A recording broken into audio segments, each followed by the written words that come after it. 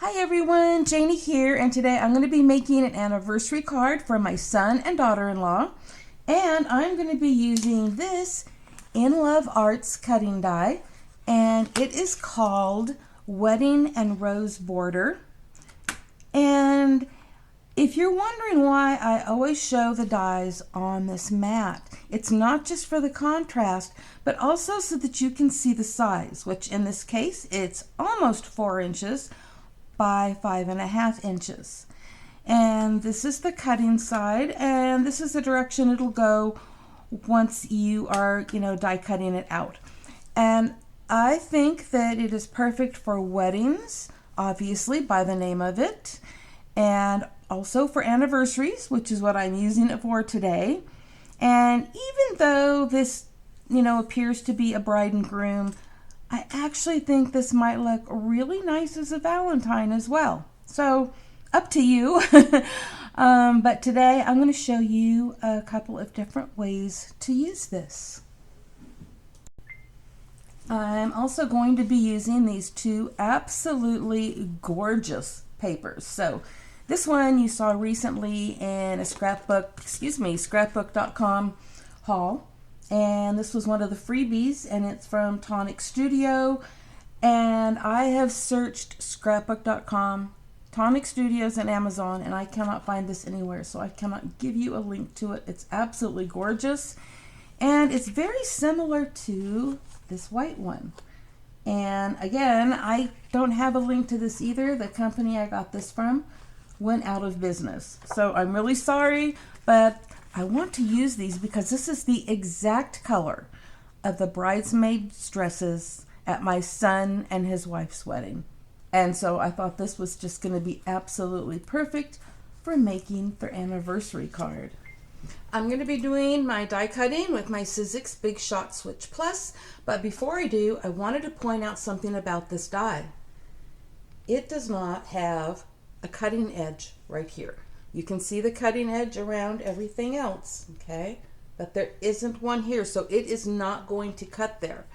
And what that means is you can put it all the way to the edge, like so, and it will cut that out.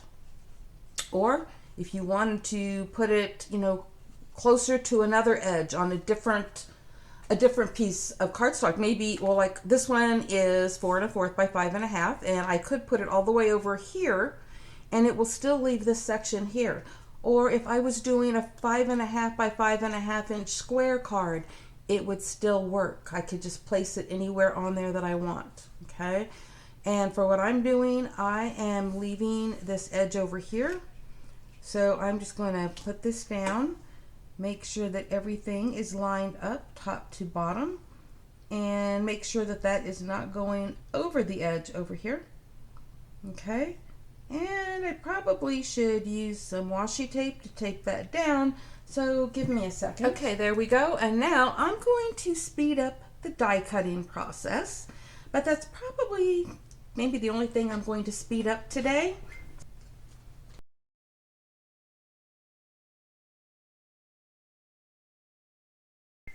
Okay, so next I am going to be gluing the die cut piece to my background piece. And because I don't have a fine tip glue bottle like a lot of you have to do the delicate areas, I am going to use a combination of my Beacon 3-in-1 and a spray adhesive. And so I'm going to go do that off camera.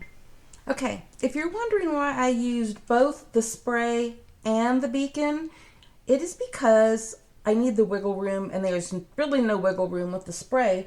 So what I do is, obviously on the back side of this, not the front side, I used my beacon all along this side and kind of right there in the wider areas. And then when I spray it, and so I have complete coverage, but I have wiggle room over here to line everything up before I press it all down flat. So that's why I like to use both. But like I said, if you have a fine point glue bottle, you could just do all of that way without a spray at all. Okay, so now I'm going to glue this onto the card base. Whoops. Sorry about that. Got my hair on there. Okay. And I'm actually going to be adding something else to this that I could have added first. But the reason I'm adding this to the card base before I add the other things, my embellishments, is because I don't want them to, the embellishments to be in the way of me, you know, pressing this down firmly on the card base. So it's easier to do that while it's flat. So there we go.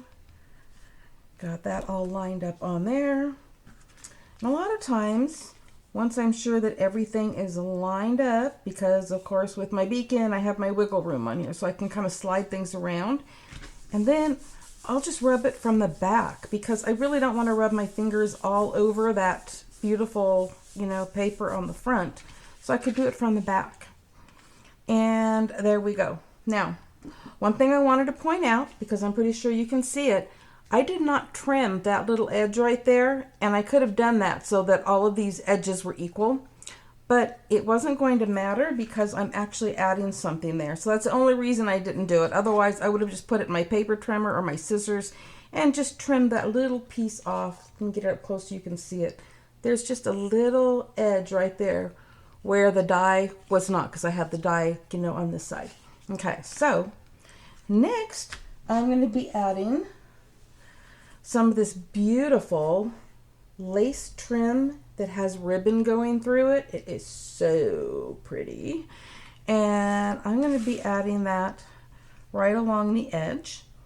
And there will probably be some hanging off the edge, and I will trim that off when I'm done. So I'm not going to really, I'm going to leave some overage there just to be sure that I'm covering the whole area. So let me grab my scissors. And I'm just going to cut it a little bit further down than I want to go. So give me a second here while I measure. I'm going to cut it right here between those two. And then I'm going to put my beacon 3-in-1 on the back. Because I'm using, you know, this lace trim, I could have also used Fabri-Tac. A lot of people think that Fabri-Tac, you know, is for use on fabric because of its name. It's actually good on wood, glass, leather, and a lot of people use it to make their cards. Instead of using, you know, Beacon 3-in-1, they'll use Beacon Fabri-Tac. Okay, so let me get this lined up nicely on here.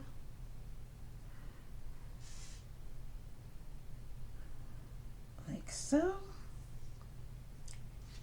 Okay. And because I put glue all the way down, I think I'm going to let this dry before I cut that off with my scissors. But there you go. And I'm not done. So while that's drying, I'm going to add a few more things. Well, a few flowers.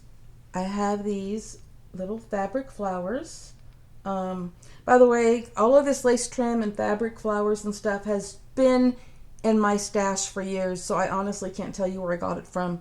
So it's really sad. The only thing I can tell you that I'm using, you know, and where I got it from is like my beacon and the cutting die, because everything else is just not, you know, available.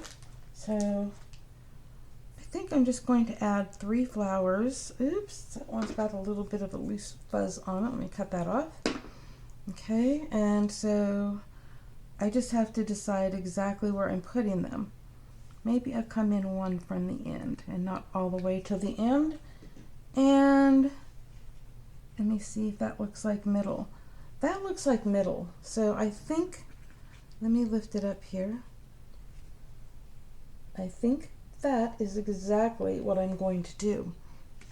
So grab my beacon again and get the excess glue off the end. That happens sometimes up in the cap. Okay, and so let's put a little drop right there and put that back down. Yeah, I'm not lifting them all the way up because I don't want to lose the spot that I put them and go back and put them in the wrong spot. So there we go. Oops. Okay. So I have the flowers where I want them. And let me see here. I think, where did I put it? Let me find the right one here. Give me a second. Sorry about that.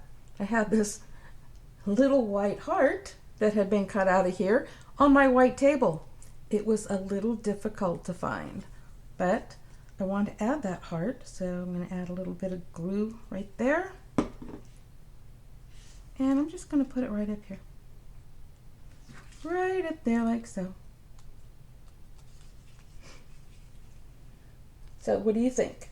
Yes, I have to go trim off a little off the ends here really quick as soon as it's dry, but I just kind of wanted to show it to you right now.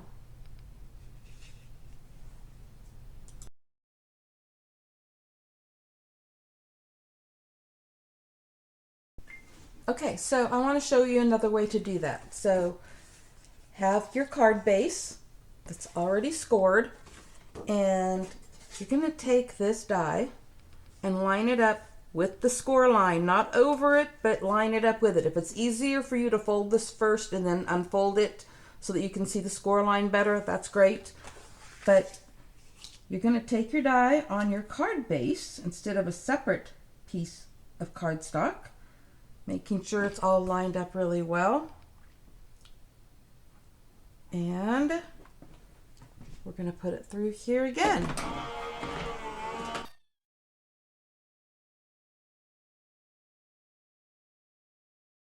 Okay, now let's see what you get doing it this way.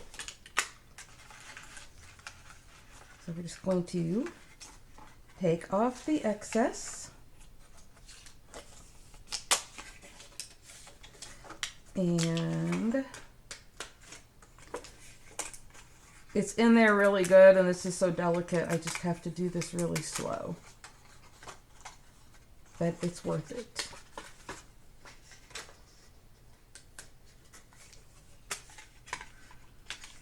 Okay, I've got to go get my little pokey tool to get this out. I'll be right back. Okay, there we go. I got it all out, and I did tear it right there because I was trying too hard. And don't. Always use something like this to help poke it out instead of trying to tear it out. But there you have it. Fold your card on your score line, and you already have that piece on there. And let me grab... Hold on, just for example, then you can slide this piece in,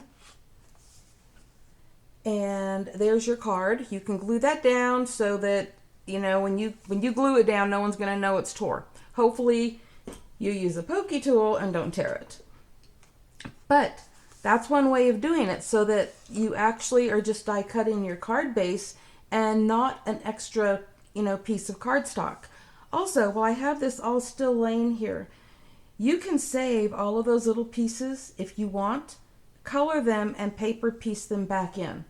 So just a thought if that was something you'd like to do. The hearts, I like to save them. You can use them at other places on your card. But there you go. So that's another way of doing that. And you can do the same thing if your card is a 5.5 by 5.5 inch square card. Works just as good. And I think it is so beautiful and so many possibilities, because here, you know, I've tucked in the blue. You can tuck in a piece of gold foil cardstock for someone's golden anniversary, silver for their silver anniversary, or whatever color their wedding was. And it is just so simple to do, and you just glue it right in there. Okay, so you would put the glue right in here and along some of these pieces, and just glue it right down. I think it's awesome.